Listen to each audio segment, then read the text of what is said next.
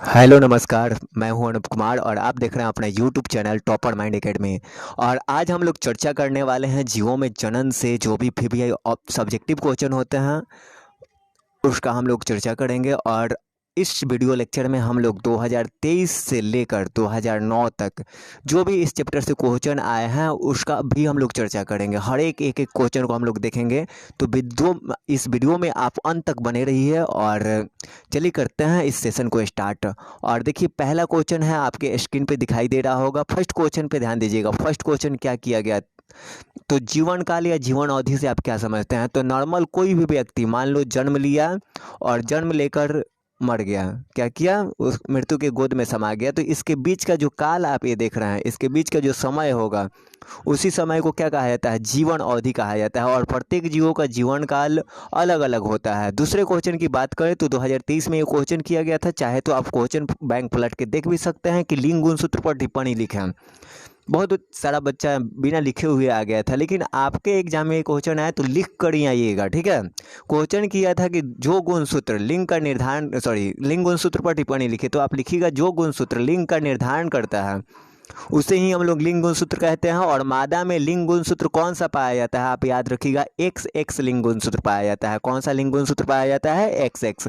और नर में क्या होता है, नर में लिंग गुणसूत्र पाया जाता है एक्स वाई। अब देखो बात को समझना, एक्स एक्स पाया जाता है मादा में और एक्स वाई पाया जाता है नर में।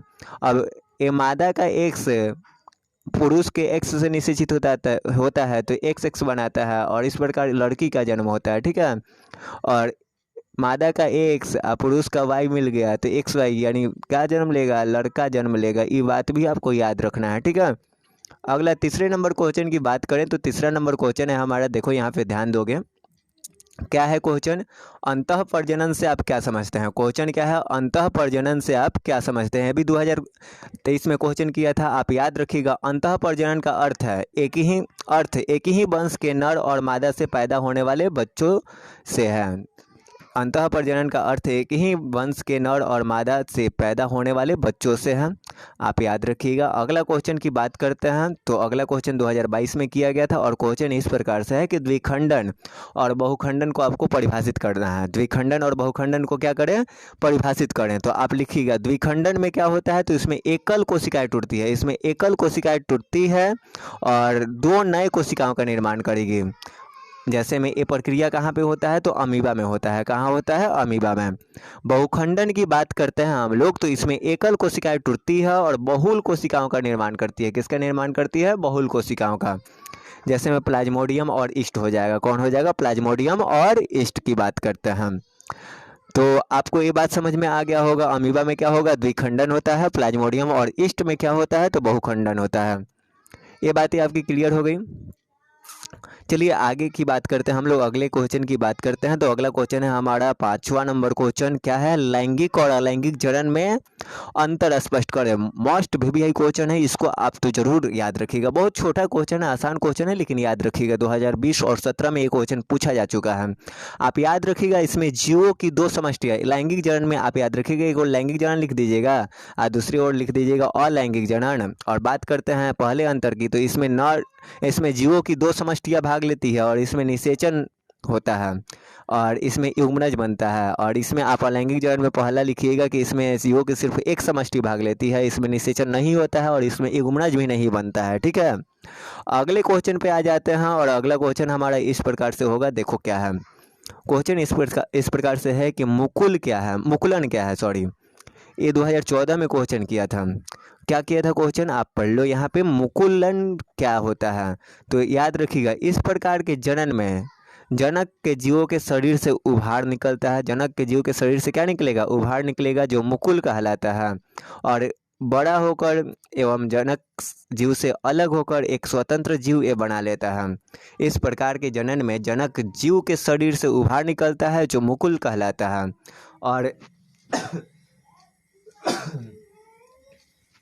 और बड़ा होकर एवं जनक जीव से अलग होकर एक स्वतंत्र जीव बना लेता है। इसका एग्जाम्पल हो जाएगा पहला हाइड्रा और दूसरा हो जाएगा ईस्ट। कौन हो जाएगा, ईस्ट। अब बात कर लेते हैं इसके प्रकार की। तो आप याद रखिएगा ये जो मुकुलन होता है दो प्रकार का होता है। मुकुलन कितने प्रकार का होता है, दो प्रकार का। पहला होता है अंतर्जात मुकुलन, इसमें मुकुल का निर्माण, यहाँ पे याद रखिएगा, इसमें मुकुल का निर्माण शरीर के अंदर होता है, जैसे में स्पंजिला। और बहिर्जात मुकुलन में क्या होता है, इसमें मुकुल का निर्माण शरीर के बाहर होता है, जैसे में हाइड्रा। और ईस्ट में क्या होता है, बहिर्जात मुकुलन होता है। ठीक है, अगले क्वेश्चन की बात करते हैं। तो अगला क्वेश्चन है हमारा इस प्रकार से, युग्मनज और भ्रूणोद्भव में अंतर स्पष्ट करें। क्वेश्चन क्या है, यहाँ पे ध्यान दीजिएगा, युग्मनज और भ्रूणोद्भव में अंतर स्पष्ट करना है। तो याद रखिएगा, युग्मक जनन और भ्रूणोद्भव में अंतर स्पष्ट करना है। तो युग्मक जनन एक और लिख लीजिएगा, दूसरी ओर भ्रूणोद्भव लिख लीजिएगा। और बात करते हैं पहले अंतर की, तो यह युग्मक निर्माण की प्रक्रिया है। युग्मक जनन जो होती है युग्मक निर्माण की प्रक्रिया होती है, और भ्रूणोद्भव आप याद रखिएगा, यह युग्मक से भ्रूण बनने की प्रक्रिया है। युग्मक से भ्रूण बनने की प्रक्रिया, वहाँ पे बनना छूटा हुआ है। ठीक है, और यहाँ पे बात करते हैं तो ये निषेचन का नेतृत्व करता है, और जो भ्रूणोद्भव होता है जन्म का नेतृत्व करता है। ये अंतर हुआ युग्मक जनन और भ्रूणोद्भव में। ये 2017 में क्वेश्चन किया हुआ था।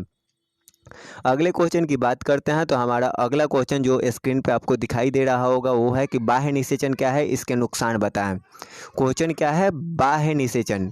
बाह्य निषेचन क्या है, इसका नुकसान बताना है। बाह्य निषेचन क्या है, इसका क्या करें, नुकसान बताएं। तो यहाँ पे देखो क्वेश्चन है, जब जनक के शरीर के बाहर निषेचन हो तो बाह्य निषेचन कहलाता है। जब जनक के शरीर के बाहर निषेचन हो तो वो क्या कहलाता है, बाह्य निषेचन कहलाता है। और इसका नुकसान आप याद रखना, पहला कि इसमें बहुत अधिक संख्या में युग्मक की आवश्यकता होती है। इसका नुकसान क्या है, तो इसमें बहुत अधिक संख्या में युग्मक की आवश्यकता होती है, और युग्मक संलयन का अवसर कम होता है। इसमें युग्मक संलयन का अवसर जो होता है क्या होता है, कम होता है। और तीसरा आप याद रखिएगा नुकसान क्या है, कि जीवों में अलैंगिक जनन, यहाँ पे दो आप कमी याद रखिएगा, नुकसान याद रखिएगा। अगला क्वेश्चन है हमारा, देखो क्या क्वेश्चन है इस प्रकार से, आंसर थोड़ा इधर साइड में हम दिखाएंगे। जीवों में अलैंगिक जनन पर संक्षिप्त टिप्पणी लिखना है। जीवों में जो अलैंगिक जनन होता है उस पर आपको संक्षिप्त टिप्पणी लिखना है। तो आ जाइए 9 नंबर क्वेश्चन का आंसर हम लोग देखते हैं। चलो यहाँ पे ध्यान दोगे, अलैंगिक जनन पे संक्षिप्त टिप्पणी लिखना है ना। तो याद रखिएगा, जनन में जब जीवों की सिर्फ एक समष्टि भाग लेती है तो इसे हम लोग कहते हैं अलैंगिक जनन। क्या कहते हैं, अलैंगिक जनन। और यह निम्न श्रेणी के जंतुओं में पाया जाता है, और इसमें विभिन्नताएं उत्पन्न कम होती है। ये जो अलैंगिक जनन होता है इसमें जीवों की सिर्फ एक समष्टि भाग लेती है, और इसमें यह जो जनन होता है निम्न श्रेणी के जंतुओं में पाया जाता है, और इससे विभिन्नताएं उत्पन्न कम होती है। ठीक है, अगले क्वेश्चन की बात करें तो अगला क्वेश्चन है हमारा, कलिका और पत्र कलिका को उदाहरण सहित परिभाषित करें। कलिका और पत्र कलिका को आपको उदाहरण सहित परिभाषित करना है। बात करते हैं कलिका की। तो कलिका क्या होता है, तो पौधे के तने पर वह छोटा उभार, पौधे के तने पर वह छोटा उभार जिससे फूल और पत्ते क्या होते हैं, अंकुरित होते हैं, उसे हम लोग कलिका कहेंगे। क्या कहेंगे, कलिका। और बात करते हैं पत्र कलिका की, तो यह संघनित सहायक कली, एक संघनित सहायक कली को हम लोग क्या कहते हैं, पत्र कलिका कहते हैं। और यह वनस्पतिक प्रजनन में क्या होता है, सहायक होता है। यह वनस्पतिक प्रजनन में क्या होता है, सहायक। अगला क्वेश्चन है हमारा, यहाँ पे ध्यान दोगे, क्या है, जनन क्या है और इसके क्या लाभ हैं। क्वेश्चन की बात करते हैं तो क्या है, जनन क्या है और इसके क्या लाभ है। तो आप याद रखना, वह प्रक्रम जिसके द्वारा जीव अपने समान संतान को जन्म देता है उसे हम लोग क्या कहते हैं, जनन कहते हैं। और इसके निम्न लाभ है, पहला, इससे जीवों की संख्या बढ़ती है, और दूसरा क्या है, जीव अपने अस्तित्व को बनाए रखता है। जीव अस्तित्व को क्या करता है, इसी से बनाए रखता है। तो जनन क्या है, वह प्रक्रम जिसके द्वारा जीव अपने समान संतान को जन्म देती है, जनन कहलाता है। इसके निम्न लाभ है, इससे जीवों की संख्या बढ़ती है, और दूसरा आप याद रखिएगा, यह जीवों का अस्तित्व बनाए रखता है। अब अगले क्वेश्चन की बात करें तो मोस्ट इम्पॉर्टेंट क्वेश्चन है, और क्वेश्चन है इस प्रकार से कि बंगाल का आतंक किसे और क्यों कहा जाता है। देखो क्वेश्चन क्या है, बंगाल का आतंक किसे और क्यों कहा जाता है। तो आंसर सुनिए, बंगाल का आतंक जलकुंभी को कहा जाता है। बंगाल का आतंक हम लोग किसे कहते हैं, जलकुंभी को, क्योंकि ये बहुत कम समय में क्या करता है, बहुत कम समय में तेज वृद्धि कर जलाशय को ढककर उसके जल से ऑक्सीजन सोखने लगता है, और जिससे जलीय जीवों की मृत्यु हो जाती है। इसी कारण हम लोग इसको बंगाल का आतंक कहते हैं। और अगले क्वेश्चन की बात करें तो अगला हमारा इम्पोर्टेंट क्वेश्चन है, ध्यान दोगे, अगले इम्पोर्टेंट क्वेश्चन की बात करते हैं। तो हमारा अगला इम्पोर्टेंट क्वेश्चन है, देखो चल बीजाणु और युग्मनज में अंतर स्पष्ट करना है। चल बीजाणु और युग्मनज में क्या अंतर है, तो यहाँ पे देखो चर्चा कर लेते हैं अपने क्वेश्चन की। एक ओर आप लिख लीजिएगा चल बीजाणु और दूसरे ओर लिख लीजिएगा युग्मनज। अब पहले अंतर की बात करें तो यह अलैंगिक जनन में बनता है और युग्मनज जो होता है लैंगिक जनन में बनता है। और ये जो चल बीजाणु होते हैं अगुणित होते हैं और युग्मनज जो होते हैं द्विगुणित होते हैं। और तीसरा अंतर याद रखिएगा, ये चल होता है और युग्मनज क्या होता है, अचल होता है। ठीक है, तो ये अंतर हो गया चल बीजाणु और युग्मनज में। अगले क्वेश्चन की बात करें तो अगला क्वेश्चन है आंतरिक निषेचन और बाह्य निषेचन में अंतर स्पष्ट करें। क्वेश्चन क्या है आपका, आंतरिक निषेचन और बाह्य निषेचन में अंतर स्पष्ट करें। तो आंतरिक निषेचन एक ओर लिख लीजिएगा और दूसरी ओर बाह्य निषेचन लिख लीजिएगा। अब देखिए आंतरिक निषेचन में क्या होता है, तो अंडों का निषेचन शरीर के अंदर होता है। आंतरिक निषेचन में अंडों का निषेचन जो होता है शरीर के अंदर होगा, जैसे स्तनधारी और पक्षियों में। और बाह्य निषेचन में क्या होगा, तो अंडों का निषेचन शरीर के बाहर होता है, जैसे में मेढक हो गया, मछली हो गया, इस सब में क्या होता है, अंडों का निषेचन शरीर के बाहर होता है, बाह्य निषेचन इसी को कहेंगे। अब देखिए अगले क्वेश्चन पे आते हैं हम लोग, और अगला क्वेश्चन है हमारा, देखो है कि मोनोकार्पिक पौधा का परिभाषा उदाहरण सहित दीजिए। मोनोकार्पिक पौधा का साधारण परिभाषा दीजिए। क्वेश्चन क्या है, मोनोकार्पिक पौधा का साधारण परिभाषा देना है। तो जो पौधे पूरे जीवन काल में सिर्फ एक बार पुष्प धारण करते हैं उसे हम लोग कौन सा पौधा कहते हैं, मोनोकार्पिक पौधा कहते हैं। जैसे में गेहूं हो गया, मक्का हो गया, चावल हो गया, ये सब अपने पूरे जीवन काल में सिर्फ एक ही बार पुष्प को धारण करता है और इसे हम लोग क्या कहते हैं, मोनोकार्पिक पौधा कहते हैं। ठीक है, और अगला क्वेश्चन है हमारा, देखो क्वेश्चन क्या है, अंडप्रजक और सजीव प्रजक जीव में अंतर स्पष्ट करना है आपको। अंडप्रजक जीव और सजीव प्रजक जीव में आप क्या करिए, अंतर स्पष्ट करिए। तो एक और अंडप्रजक लिख लीजिएगा और दूसरी ओर लिख लीजिएगा सजीव प्रजक।